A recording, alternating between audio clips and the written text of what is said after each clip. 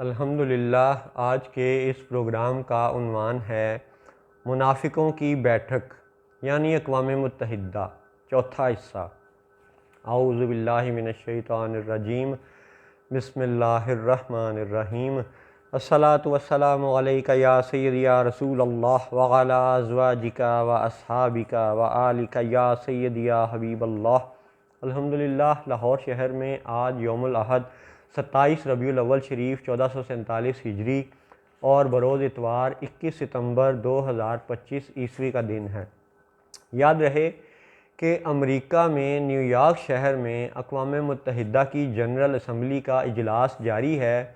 اور تازہ ترین خبروں کے مطابق رئیس المنافقین یعنی سعودی حکمرانوں کا نمائندہ یعنی ان کا فارن منسٹر وہ وہاں پہ پہنچ چکا ہے۔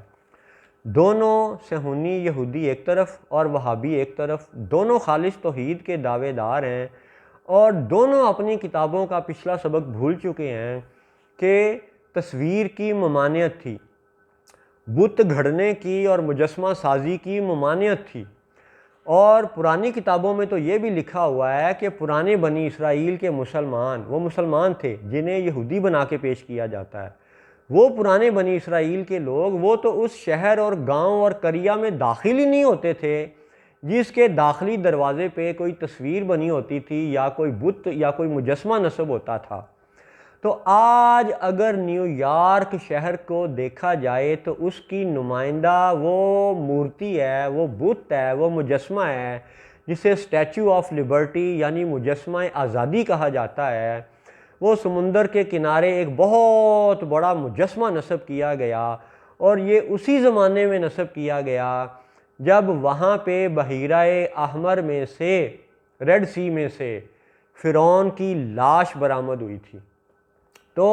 فرعون کی لاش کا برآمد ہونا اور ادھر نیو یارک میں مجسمہ آزادی کا نصب ہونا، یہ ایک ہی دہائی کی باتیں ہیں۔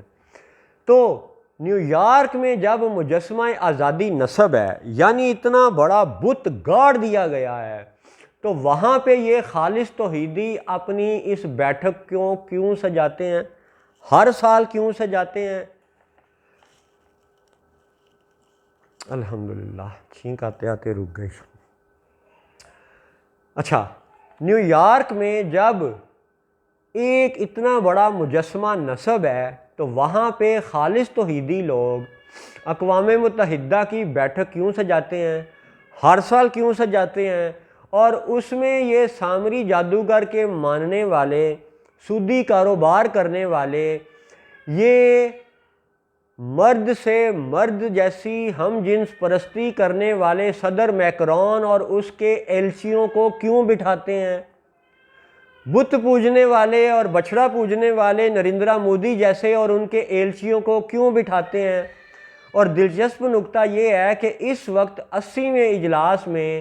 نریندرا مودی نے بذات خود شامل ہونے سے انکار کیا ہے، اور اس کا انکار ان خالص توحیدی دعوے داروں کے منہ پہ ایک تھپڑ ہے بت پرست مشرک کی طرف سے۔ یہ اب ایک علیحدہ بحث ہے، لیکن ہم اقوام متحدہ کی منافقت کی بات کر رہے ہیں کہ اقوام متحدہ میں اس وقت یہ کہا جا رہا ہے کہ ہم جی فلسطین کو تسلیم کر کے بڑا احسان کرنے لگے ہیں مسلمانوں پہ۔ تم اتنا احسان نہ کرو، فلسطین تب بھی تھا جب اسرائیل نہیں تھا، فلسطین ابراہیم علیہ السلام کے زمانے میں بھی تھا، اس سے پری ہسٹورک ٹائم میں بھی تھا۔ تو اب جب کہ یہ رئیس المنافقین سعودی حکمران اور ان کے چندوں پر پلنے والے خنزیر جو یہ کہتے ہیں کہ جی یروشلم پر تو یہودیوں کا حق ہے، ان کے لیے قرآن پاک کے کثیر دلائل پہلے بھی پیش کیے گئے اور آئندہ مزید پیش کیے جائیں گے انشاءاللہ۔ اللہ کے فضل و کرم اور توفیق سے، اللہ کی مدد سے مزید دلائل پیش کیے جائیں گے جس سے اس عبارت کو کہنے والے منافقوں کا منہ توڑا جائے گا۔ وہ منافق جو یہ کہتے ہیں کہ جی یروشلم پر تو یہودی کا حق ہے، اس بات پر مزید انشاءاللہ حقائق اور دلائل دیے جائیں گے۔ آج کے پروگرام میں دلیل یہ ہے کہ بھئی اگر کوئی آج کا وہابی حکمران پاکستان میں چندہ دے کے کہیں پہ بھی لشکر طیبہ جیسا مریدکے کا مرکز ہو، یا کوئی بھی بین الاقوامی اسلامی یونیورسٹی جیسا اسلام آباد کا مرکز ہو، یا کوئی بھی مدرسہ ہو، مدرسہ بنائے وہابی اور اس کا منتظم بن کے بیٹھ جائے، اور پھر ایک نسل بعد، دو نسل بعد، تین چار نسلوں کے بعد، یا چند نسلوں کے بعد وہی اگلی نسل اگر قادیانی بن جائے عقیدے کے طور پہ، تو کیا باقی جو معاشرے کے وہابی ہوں گے وہ اپنے اس مدرسے کو قادیانی کے حوالے کریں گے؟ بالیقین نہیں کریں گے۔ حالانکہ نسل کے اعتبار سے، خون اور پیدائش کے اعتبار سے وہ اسی نسل میں سے چلتا آ رہا ہے، باپ دادا کے حوالے سے، جسمانی اولاد کے حوالے سے، ذریت کے حوالے سے تو وہ اسی نسل میں سے ہے، لیکن چونکہ عقیدہ بدل گیا، ایمان بدل گیا، دین مذہب بدل گیا، تو اب وہابی جو ہیں وہ اپنا مدرسہ قادیانی کو نہیں دیں گے، وہ یہ کہیں گے کہ اس کا دین بدل چکا ہے۔ تو ایسے ہی وہ لوگ جو یہ دلیل دیتے ہیں کہ جی یروشلم پر تو یہودیوں کا حق ہے، ان کے لیے سب سے اہم دلیل یہ ہے کہ آدم علیہ السلام سے لے کر کے جناب محمد الرسول اللہ صلی اللہ علیہ وسلم تک تمام سچے انبیاء مسلمان ہیں، اور ان کے ماننے والے بھی مسلمان ہیں، تو لہٰذا دونوں قبلوں پر حق ہی مسلمانوں کا ہے۔ ہاں، جسمانی اولاد کی نسبت سے اگر کوئی یعقوب علیہ السلام کی اولاد میں سے سود خور بن گیا، مرد سے مرد والی زنا کی اس عجیب خصلت میں مبتلا ہو گیا،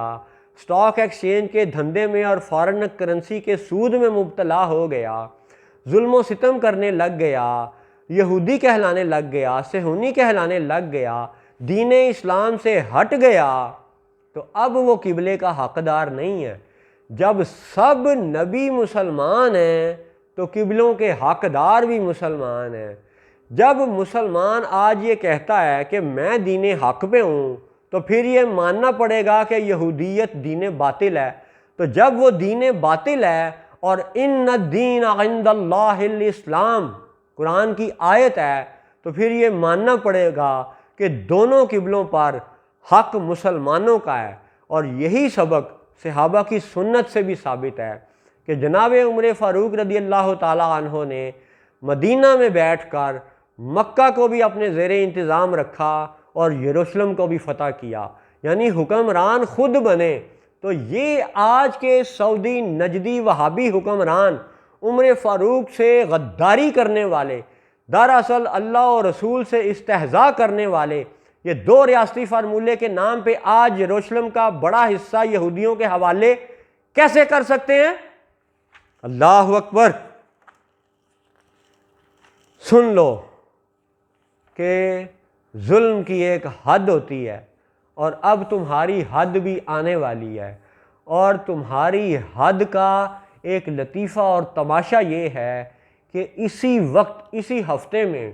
جب کہ پاکستان اور سعودیہ کا ایک دفاعی معاہدہ دنیا کو دکھانے کے لیے کیا جاتا ہے،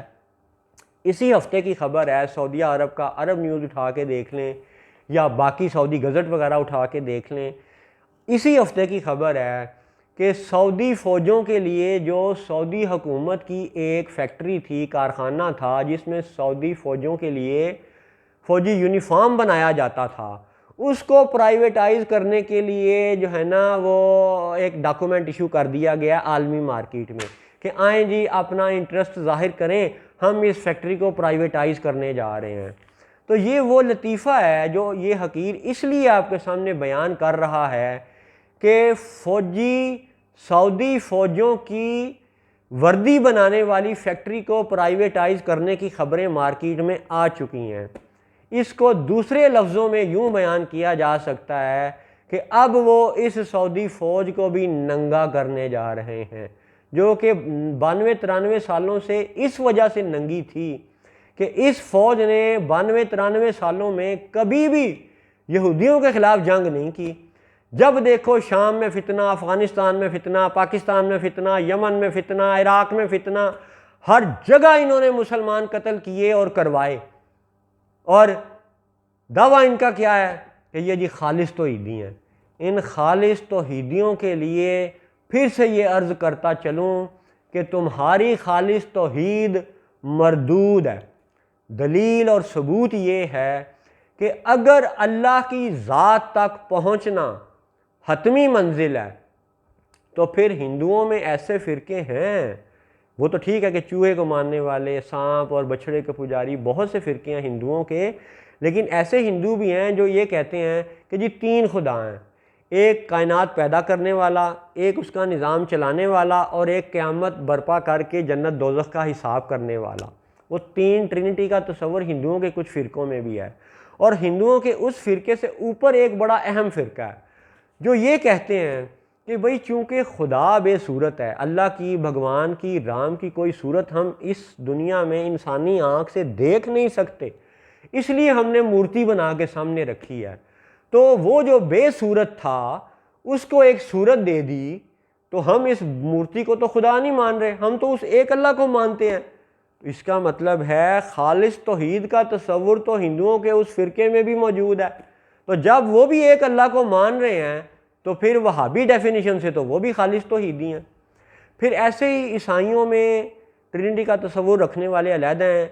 ایک اللہ کا تصور رکھنے والے عیسائی موجود ہیں، بالکل موجود ہیں،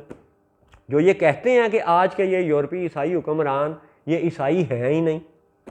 ایسے ہی انڈیا میں ایسے ہندو ہیں جو یہ کہتے ہیں کہ نیپال اور ہندوستان کے موجودہ ہندو حکمران یہ ہندو ہیں ہی نہیں۔ ایسے ہی نیتن یاہو اینڈ کمپنی کے بارے میں ساری دنیا نے دیکھا کہ یہودیوں کے کئی فرقے یہ کہہ رہے ہیں کہ یہ نیتن یاہو اینڈ کمپنی یہ یہودی ہیں ہی نہیں۔ بہرحال یہودیوں میں بھی ایسا فرقہ تو موجود ہے جو ایک اللہ کو مانتا ہے، تو وہ بھی پھر خالص توحیدی ہیں۔ یعنی ہندو ایک اللہ کی بات کرتا ہے، عیسائی ایک اللہ کی بات کرتا ہے، یہودی ایک اللہ کی بات کرتا ہے، تو جب وہابی نے مسلمان ہونے کا دعویٰ کر کے ایک اللہ کی بات کر دی تو فرق کیا رہا؟ وہابی، ہندو، عیسائی، یہودی جب یہ چاروں ایک اللہ کی بات کرتے ہیں تو پھر فرق کیا ہوا؟ خالص توحید تو ان سب کے ہاں تصور موجود ہے، فرق کیسے قائم ہوگا کہ کون حق پہ ہے اور کون باطل پہ ہے؟ چلیے آئیے سجدہ آدم سے اپنی اصلاح کرتے ہیں کہ وہاں پہ کیا حکمت اور کیا سبق چھپا ہوا ہے۔ انسان کی تخلیق سے پہلے، آدم علیہ السلام کی ظاہری تخلیق سے پہلے جنت بن چکی تھی، دوزخ بن چکی تھی، جنات پیدا کر دیے گئے ہوئے تھے، فرشتے اس سے بھی پہلے پیدا کر دیے گئے ہوئے تھے، یہ سب جنت میں بھی رہتے تھے، زمین پہ بھی آتے جاتے تھے، اور اللہ کو پوجتے تھے، اللہ کی عبادت کرتے تھے، اللہ کی تسبیح کرتے تھے، اللہ کی حمد و ثنا بیان کرتے تھے، اور عبادت کی کئی شکلیں ان کو پہلے سے معلوم تھیں۔ سجدہ یہ کرتے تھے، اللہ کو کرتے تھے، عابد تھے، ذاکر تھے، ساجد تھے، اور پھر جب ان کو سجدہ سکھا دیا گیا، عبادت کے طریقے سکھا دیے گئے، اللہ کی حمد و ثنا اور سب یہ خالص توحید کے معاملات انہیں سکھا دیے گئے، پھر آدم علیہ السلام کی تخلیق کا معاملہ شروع فرمایا گیا۔ اور قرآن پاک کی آیات سے یہ ثابت ہے کہ اللہ تعالیٰ نے فرمایا، جس کا مفہوم یہ ہے کہ میں نے آدم علیہ السلام کو اپنے دست قدرت سے تخلیق کیا۔ پھر فرمایا انی جاعل فی الارض خلیفہ، یعنی زمین کا خلیفہ آدم علیہ السلام کو بنائے جانے کا اعلان کیا جاتا ہے، اور پھر روح کے پھونکے جانے پر حکم دیا جاتا ہے کہ بھئی اس کو سجدہ کرو۔ یعنی وہ ساجد جو اللہ کو ایک مانتے تھے، اللہ کی تسبیح کرتے تھے، اللہ کو سجدے کرنا جانتے تھے، ان کو یہ حکم دیا جاتا ہے کہ چونکہ تم خالص توحید کی حقیقتوں سے واقف ہو چکے، اب آؤ اپنی اس حتمی منزل کی طرف کہ نبی کو پہچانو اور آدم کو سجدہ کرو۔ یہ ہے وہ صورت دین اسلام کی، انسانی تاریخ کی پہلی حقیقت جس کو یہ وہابی آج تک چھپاتے ہیں، اور شاید چھپاتے ہی رہیں گے، لیکن اس طرح کے حقیر یہ بتاتے ہی رہیں گے کہ اسلام کی انسانی تاریخ کی ابتدا ہی تعظیم نبی سے ہے، باقی دین کے احکامات اس زمین دنیا کے حوالے پر اس کے بعد ہیں، اور سب احکامات کا محور و منبر و مرکز رسول کی تعظیم ہے، حضور کی پہچان ہے، آخری نبی جناب محمد الرسول اللہ کی پہچان، محبت، اتباع، یہی دین اسلام کی اصل ہے، یہی سجدہ آدم کی حقیقت ہے۔ اور اقوام متحدہ کی منافقوں کی بیٹھک کے حوالے سے یہ یاد رہے کہ اس وقت خالص توحید کے جو دعوے دار یروشلم کے حاکم ہیں اور جو مکہ کے حاکم ہیں، ان دونوں کے لیے یہ عرض ہے کہ جب تم دونوں سجدہ آدم کو مانتے ہو تو پھر بتاؤ کہ آدم کو سجدہ کیوں کروایا گیا، جب کہ آدم معاذ اللہ اس طرح کے الفاظ بھی ملتے ہیں کہ بیان کرنے میں کمی کوتاہی معاف ہو کہ جب وہ صلصال اور حمائم مسنون اور بدبودار مٹی سے بنائے گئے اور جن جو ہیں وہ بے دھوئیں کی آگ سے بنائے گئے، فرشتے نور سے پیدا کیے گئے، تو انہوں نے اس بدبودار مٹی سے بنے ہوئے آدم کو سجدہ کیوں کیا؟ بتائے وہابی اور بتائے یہودی کہ کیوں سجدہ کیا گیا آدم علیہ السلام کو؟ اس کا مطلب ہے کہ اس بدبودار مٹی کی کیفیت میں روحانیت اور پاک ہونے کی کیفیت شامل ہی کب ہوئی تھی؟ جب نور محمد صلی اللہ علیہ وسلم کو روح کی صورت میں آدم علیہ السلام میں پھونک دیا گیا تھا۔ یہ ہے خالص توحید۔ فَإِذَا سَوَّيْتُهُ وَنَفَخْتُ فِيهِ مِن رُوحِي فَقَعُوا لَهُ سَاجِدِينَ۔ یہ ہے خالص توحید کی اصلی حقیقت۔ السلام علیکم ورحمۃ اللہ وبرکاتہ۔